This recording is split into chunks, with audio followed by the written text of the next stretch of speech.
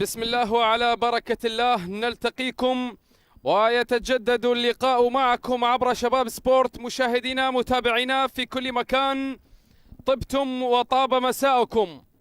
المباراة الأخيرة من الجولة 11 لحساب المرحلة الأولى من الدوري العراقي الممتاز على الهواء مباشرة ومن ملعب الفيحاء في بصرة الخير.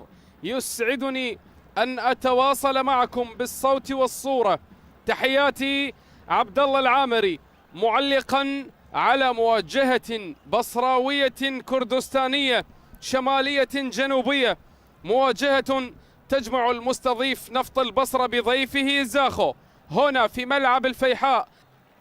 هكذا إذن مشاهدينا متابعينا في كل مكان تنطلق صافرة البداية معلنة عن مباراة قمة، مباراة نارية ما بين زاخو بالملابس الصفراء يلعب من اليسار إلى اليمين على الجهة المعاكسة. زاخو أركان أمير بقدم اليمين داخل منطقة الجزاء، خطرة لزاخو. الله الله الله الله الله الله الله، حلوة حلوة حلوة حلوة هذه المحاولة، حلوة التحويلة من جهة اليمين إلى منطقة الجزاء أو من جهة اليسار إلى منطقة الجزاء. هيئ الكرة هذا اللاعب محمد جواد، شوف هذه التحويلة وهيئها بالرأس أو بصدره لفرانك سيدريك. هيليو مونتيرو عالية وطويلة، خطر. الله الله الله الله الله الله الله الله، حلوة حلوة حلوة حلوة حلوة حلوة المحاولة الزاخولية. كرة مباغتة، تسديدة بالمباشر على المرمى كانت من جانب هيليو مونتيرو، شوف بقدم اليسار. الله الله، حلوة حلوة، اصطدت بالأرض أمام حارس المرمى. صدقوني هذه هي الصعوبة اللي يواجهها حراس المرمى. واصل هنا في أرضية ملعب الفيحاء، عالية وطويلة، خطر. الله الله الله الله على التحولات، الله على النقلات، الله على الكرات الجميلة اللي يعملها زاخو في أرضية الميدان، مرة من اليمين مرة من اليسار، مرة التسديد من خارج منطقة الجزاء. ولكن لدينا إصابة لحسين منذور.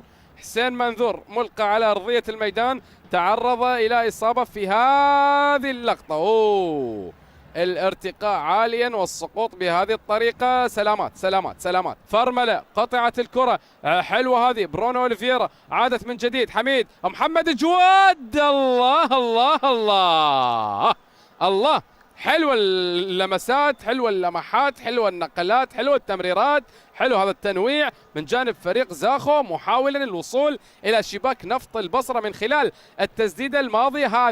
هذه تخلص، خذ له مساحة وزاوية الرؤية واضحة لديه أمام المرمى، وبالتالي بالمباشر بجهة على يسار حارس محمد جواد. الله الله، حلو، حاول يموه، حاول يتخلص، حاول يسدد. هو لعبها بالفعل بهذه الطريقة وسددها، لكن الكرة بالتالي اصطدت على مرتين، مرة بالمدافع والمرة الثانية بحارس المرمى حيدر جمال الذي لم يتمكن من الامساك بالكرة، وبالتالي الى ركلة ركنية في القلب. وحسين منذور،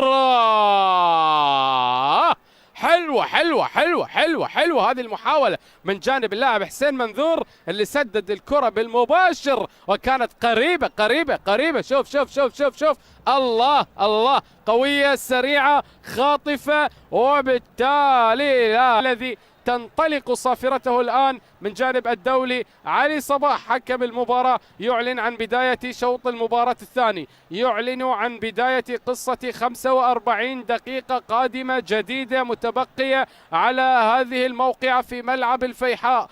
مصطفى هادي، كرة خطرة هذه لمصلحة نفط البصرة، التسديدة بالمباشر وصلت لمحمد شاكر، عادت الكرة حميد حاجي، التسديدة وصلت سهلة لحارس المرمى حيدر جمال. إذن حميد حاجي عاد إلى أرضية الميدان بعد أن كان مصاب قبل قليل وتلقى العلاج في أرضية الملعب. خوف فرانك سيدريك، هي لقيلان، وين يا قيلان؟ بعيدة إلى برا الملعب، تحولت ركلة مرمى لمصلحة فريق نفط البصرة. لكن فكرتها حلوة، فكرتها مباغتة، فكرتها السريعة جميلة، التمريرة بالعمر أخرى. فيتور سيلفا إلى منطقة الجزاء، خطرة لزاخو.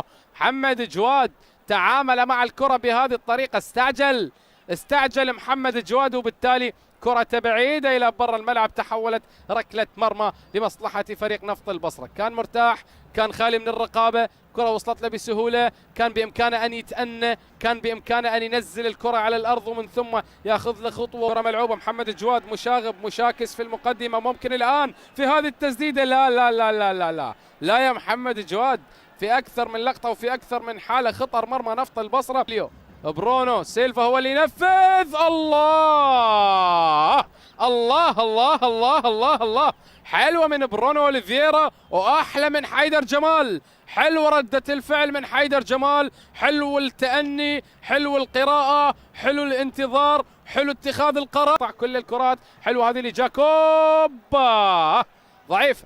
ضعيفة من جاكوب، توقعت أن يسدد بشكل أقوى.